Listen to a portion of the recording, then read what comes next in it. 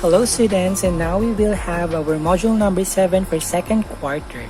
Same competency, analyzing literature as a means of understanding and changing values in the VUCA world.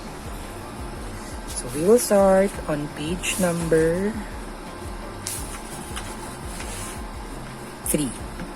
So this module aims to familiarize you with the elements of a short story. At the same time, encourage you to do an analysis of a short story as a means of understanding and changing values in the VUCA world. Different activities are provided for you to meet the target skills.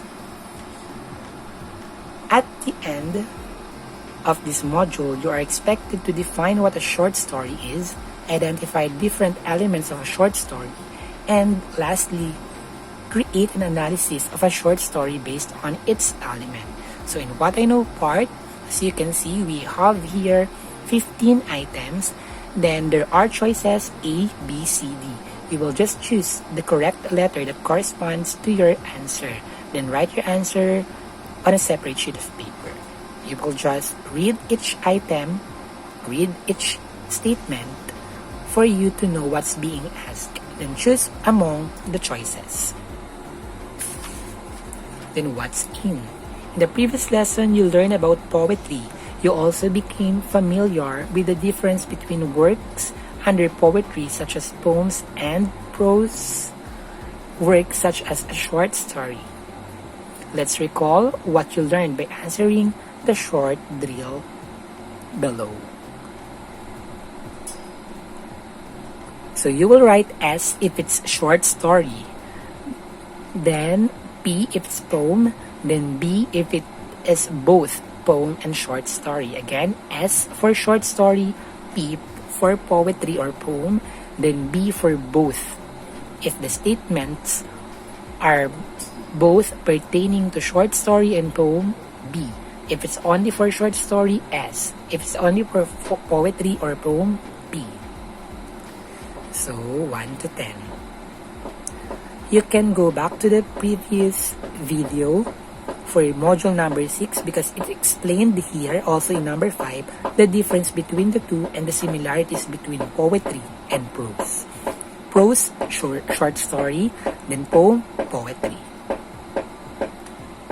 So good job. Remember, poems are example of literary works under poetry, and short stories are literary works under prose. Short stories are written in paragraphs, while poems are written in verses or stanzas. So short stories, paragraphs, and sentences, while poems are written in verses or stanzas, or even lines. Are you a fan of reading stories? Have you read a short story before? Then what's new? Have you ever ridden a bicycle before? If you do, the short story you're about to read shares a real-life experience of a man who traversed kilometers, saw the beauty of life, and restored faith in humanity. Let us find out how one's values remain constant no matter how tough situation may become. So after reading this text, short story,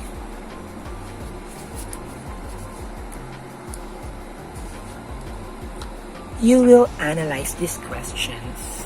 Number 1, when and where When and where did the story take place? Who is the main character in the story? Describe him or her. Why did the main character decide to go home? How did he do it? What values should you emulate from the main character, or what the values should you get? And what you should also, for example, what is the influence given by the character? What did you feel while reading the story? Are you amazed? Are you scared, or what?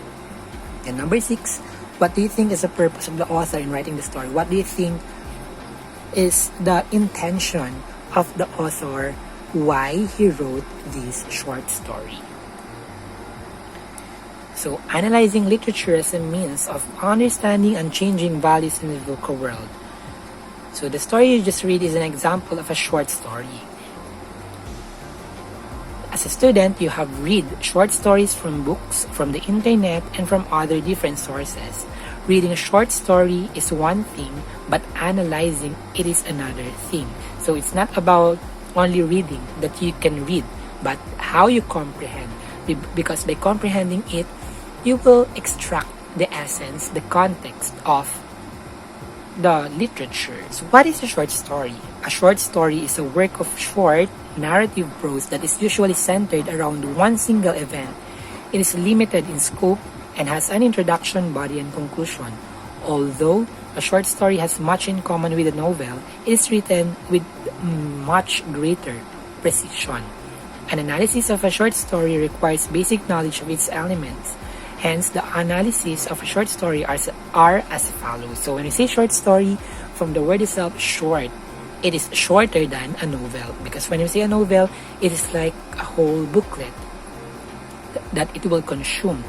Because it's very long when you say novel. But a short story, most short story are one single event. Short stories are one single event. And it has elements such as setting, characterization, and the following elements are stated on next page. So before you analyze a short story, you should know the elements first. When we say setting, the setting is the description of where and when the story takes place. In a short story, there are fewer settings compared to a novel. So there are fewer places, time used in a short story than a novel. So setting, it is the place and time. For example, the place is near the seashore. It's sunset. So it affects the story, meaning the author did not use it just for nothing. The author used it because it has a particular contribution to the entire text of the short story. Again, setting, time, place, and the ambience. For example, sunset, what do you think is the ambience? How would you feel, or what is the feeling if you are watching a sunset? So that's the ambience, the feeling. Characterization. Characterization deals with how the characters in the story are described. In short stories, there are usually fewer characters compared to a novel. Because novel is quite long, they usually focus on one central character or protagonist. So when you say characterization, from the word itself, character, the people or maybe things or animals in fiction that serve as characters in a short story. So characterization, it can be flat or round character. When you say flat, from beginning until the end, he or she doesn't change. From being good until the end of the short story, he is still good. But when you say round, from being bad, at the end of this short story, she became good. So there is a transition of a character. There's a change. Flat, there is no change. Round, there is a change. Okay, when we say plot, so when we say plot, it is the arrangement, the sequence of the events that make up the story. It can be started by the past, future, present, depending on the writer, the author. So the plot is usually centered around one experience or significant moment. The normal basis for the plot in a short story is a kind of conflict in which the characters are involved. Usually, there are three kinds of conflict. So, part of a plot is conflict. We have the beginning, how the story started, or how did the story start, rather, and how did the problem arise. Then the conflict, etc., the solution, the denouement, like that. So that's the part of plot. But when you say three kinds of conflict, when you say conflict, the problem, for example, conflict arising between the main character and nature, it is called as man versus nature. For example, the main character is having problem with the improper disposal of garbage. They are affected maybe because of their health. Their house is near to the garbage.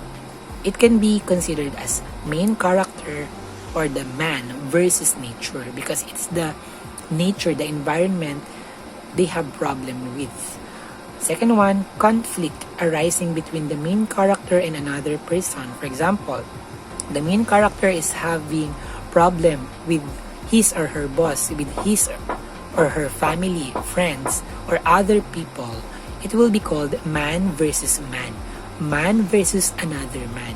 For example, you will write a short story where the main character will have problem with his or her friend, with his or her classmate.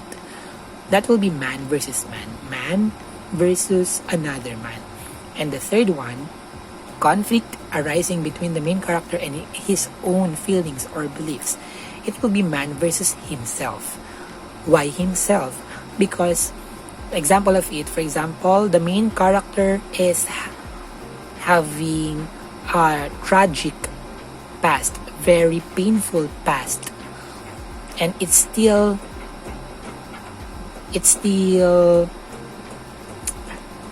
bothering, it's still painful for him.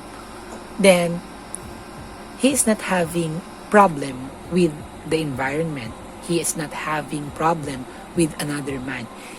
He is just disturbed, distracted, and suffering from his own past himself, because it is his story, it is his past which ruins, which distracts him, that will make him more problematic, more, or having conflict with himself, because he is struggling with himself, with his own belief, with his own past feelings, like that. So when we say man versus nature, environment, or the nature itself, for example, a man living in a forest, like that. Second, man versus man, for example, you are having conflict with your friend, that will be man versus man. Man versus himself, for example, you have your own problem, your own insecurity, your own history, your past is not that good, that affects you up until now. That will be man versus himself. Voice or tone. When you say voice or tone, it's the attitude a writer takes toward his subject and reader. It varies widely depending on his purpose, subject, audience, and interests. So when we see it's the voice and tone, it depicts the emotion. For example, is the author sad, happy, celebrating, suffering, or not? That's the voice or tone. When you say theme, the central idea, the lesson or the message in the short story, it may be an abstract idea about human condition, society, or life. So when you say theme, it is depending on the writer. For example, it's about human, about society, or it can be about environment, about himself, herself. It's depending. But one thing is for sure, there will be always lesson. There will be always moral after reading that. So we will now start to analyze the story, A Journey of 1,000 Kilometers. So we have here the setting,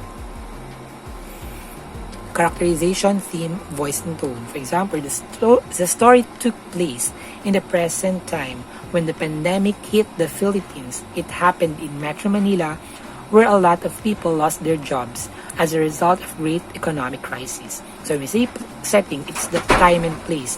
When we say time, what is the time? Present time, the pandemic time. where it happened, Manila, Philippines, or Metro Manila.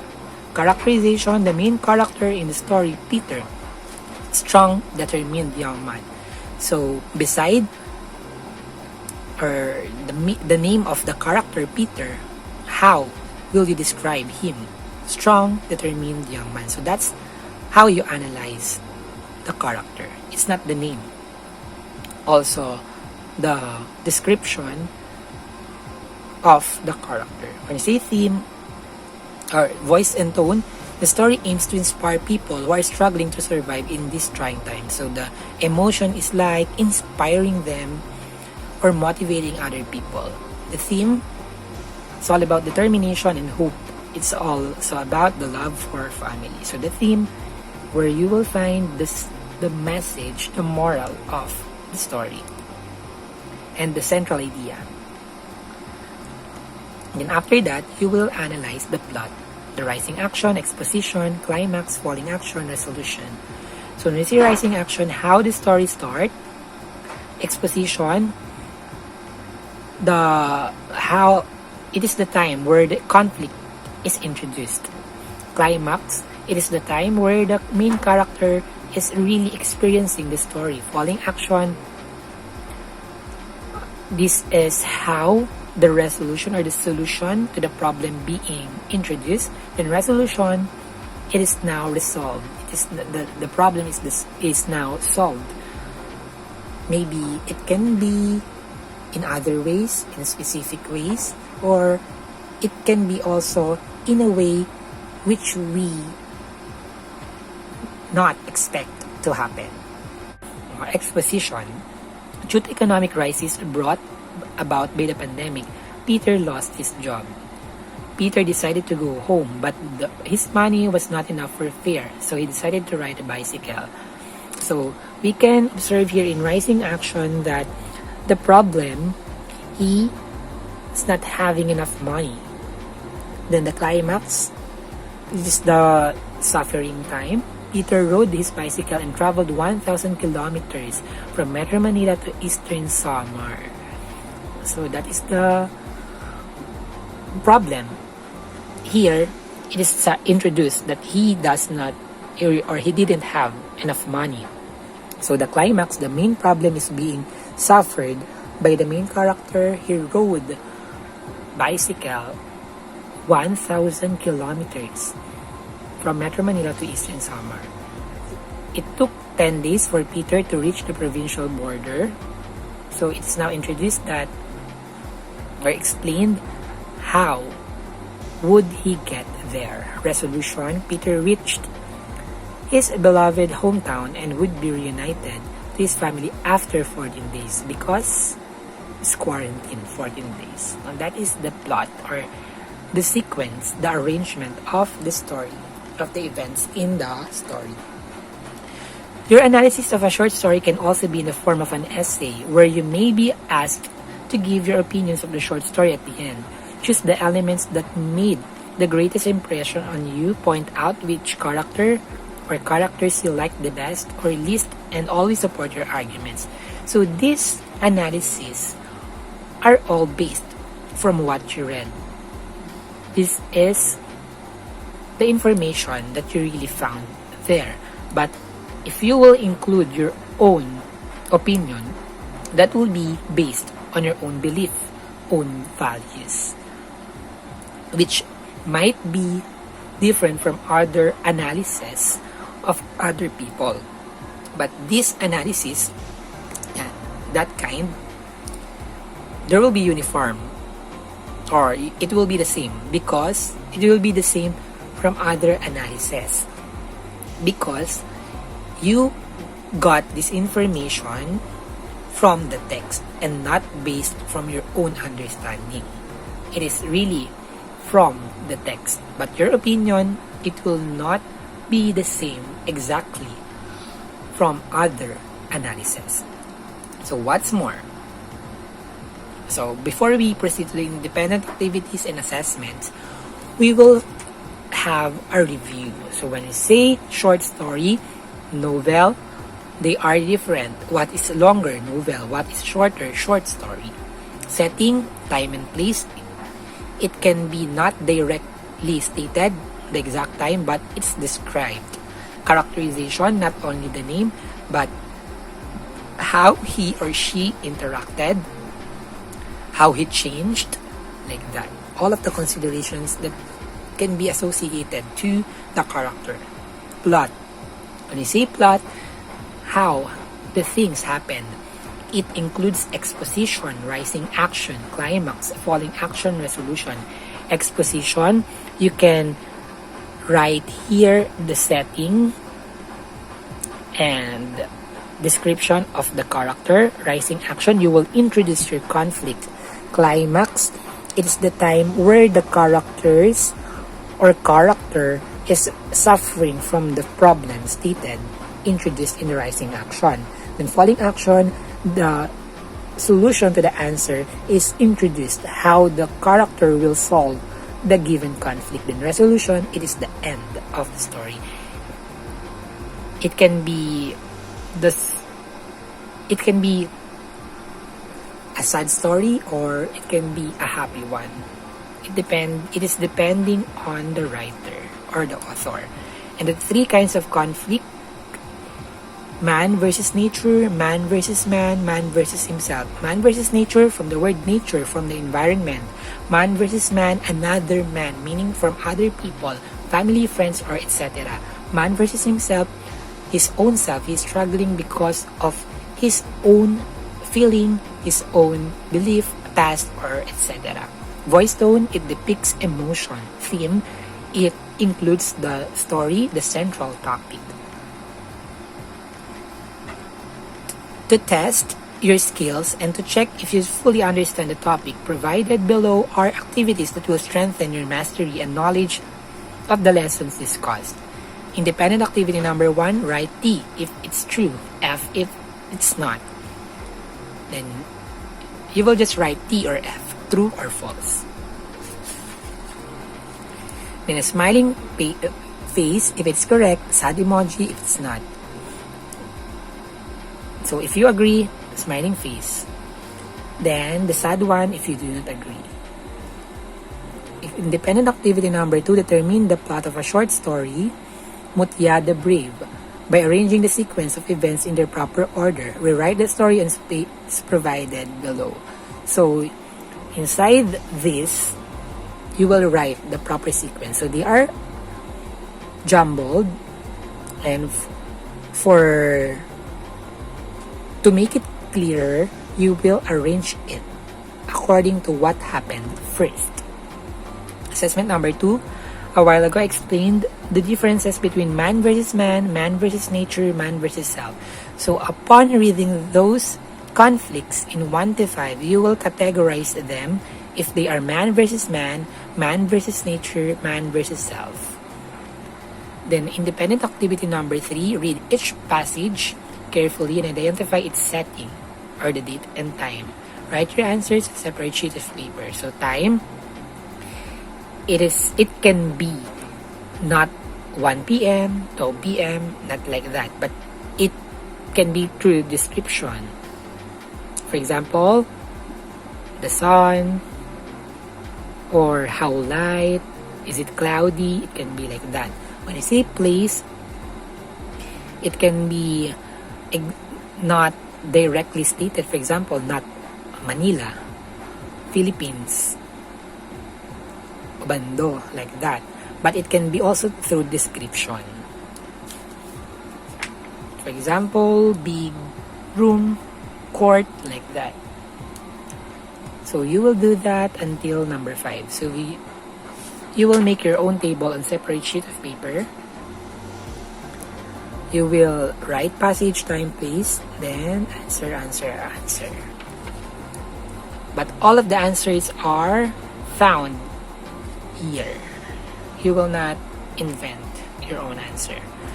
Independent assessment number 3, read a short story carefully and create a short story analysis by supplying the information needed. Write your answers on a separate sheet of paper. So upon reading that, you will understand, then you will make a short story analysis. Who are the characters, the setting, the values, tone and voice. You can include the Emotion. Then what's the theme? The moral does it teach? Then what I have learned, you will just complete these statements. I have learned that the short story is blank. The elements of a short story are, it is important to analyze that we read because, it's important to analyze what we read because, blah. And what I can do, browsing through social media, you will see a lot of inspirational stories being posted by different people all over the world. These stories aim to inspire other people to hold on and keep the faith while battling in this crisis. Analyze the story provided below in the form of an essay. Use the following questions as your guide. So here, you analyze it, that story, in an outline form, meaning you will just write it based on what is being asked in each number. However, you will make a short story analysis but in essay form, like this essay form.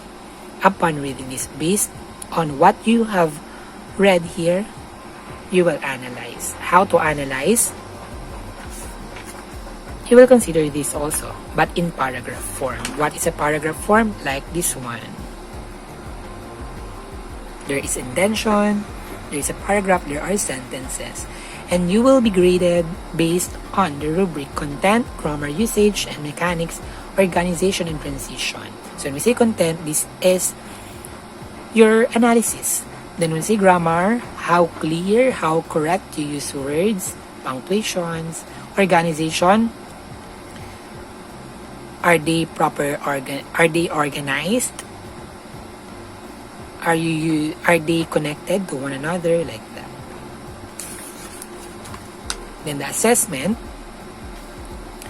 you will just choose among the letters of each number, A, B, C, or D, based on what is being asked in each item. Then additional activity, write a short story on a significant event in your life. Consider the elements of a short story discussed in writing your own short story. So you will make your own short story. Maybe, so it can be real life, based on real life. So criteria, the setting, there should be setting. Characters, there should be characters. Then problem, there should be a problem. For example, is it all about family, friends, man versus man, man versus nature, man versus himself. Organization, are your ideas connected? Creativity, the sense of or the use of imagery, how you make your readers use their imagination, or how did you make them imagine what you are saying in the text. Then in mechanics, the grammar, usage, punctuation are effectively, correctly used. So that will be the end of module number 7. I hope that you learned that even though we are struggling, man versus man, man versus nature, or to our own experiences, our own self, we should go on. Because problems are temporary. Maybe it's painful, maybe it really affects us, but if we believe that we can, if we believe to God that we can surpass it, no matter what happened, we will. Because it's about how we move on, no matter how slow, no matter how fast. As long as we are moving forward, we are persevering, we are determined with our goals. We will not let it go, because we will catch our dreams, our goals in life, despite of all of the challenges that we have, because these problems are existing for us to become stronger. Keep safe and thank you.